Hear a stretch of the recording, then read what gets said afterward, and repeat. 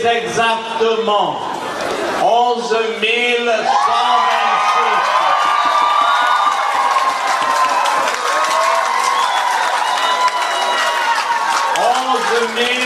126.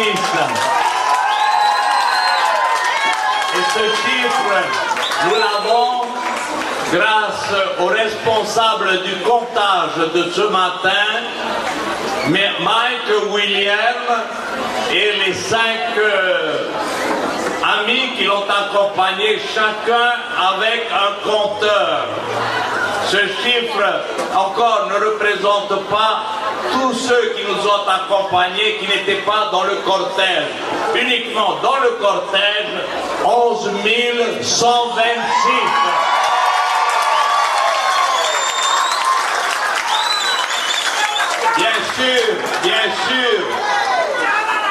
Bien sûr, les RG ont déjà essayé de minimiser cela et ont déjà publié 8000 participants. Ils ont gommé 3000 d'entre nous. Et lorsque le Tavini défile avec seulement 500 personnes, ils disent qu'il y en avait 2000. En tous les cas, merci à vous tous d'être venus aussi nombreux.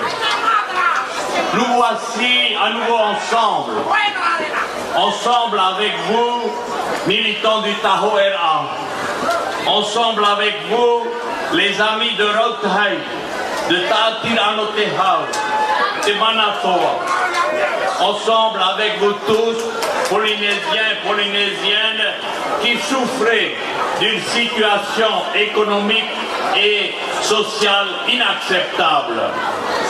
Vous voulez oublier les années noires qui viennent de s'écouler et croire à nouveau en l'avenir. Vous voulez vous engager à reconstruire le pays que vous aimez.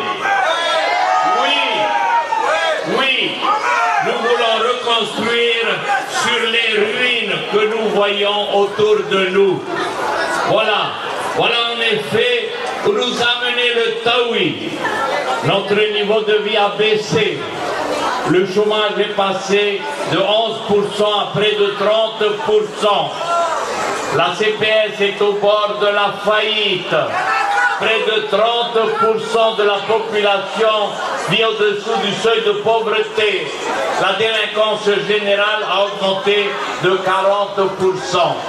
Quant à nos entreprises, elles disparaissent dans l'indifférence du gouvernement, entraînant évidemment des licenciements qui sont de l'ordre de 15 000 depuis 2004. Jamais notre pays n'a connu de crise aussi grave. Notre situation est véritablement dramatique. Mais ce n'est pas tout. La crise est grave, mais le président du pays a autre chose à faire que de s'occuper de vous. Oscar Temaru poursuit son rêve d'indépendance à New York.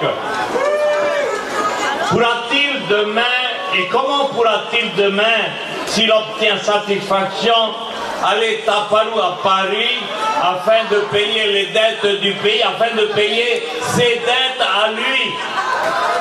Les élections qui viennent ne sont pas l'élection d'un président et de son équipe. Elles sont aussi un pré-référendum.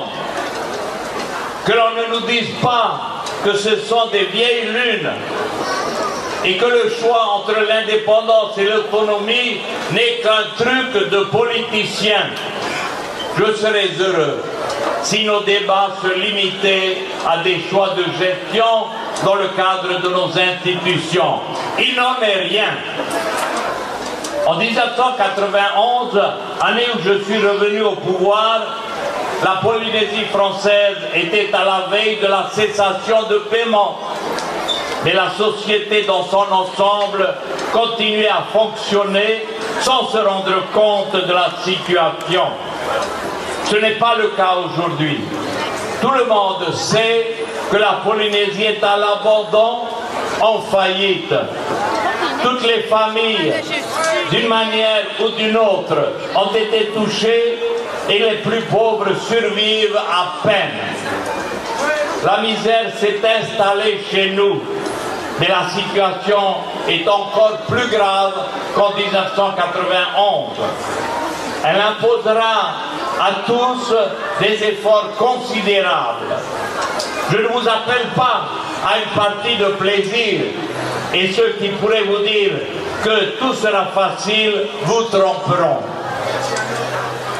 Ceux qui auront à gérer la Polynésie après le 5 mai trouveront un budget dont on ne sait qu'il ne bouclera pas l'année et une économie exsangue. Comment pourra-t-on financer des investissements publics et payer les fonctionnaires? Cela ne se fera pas par des incantations ou la mendicité.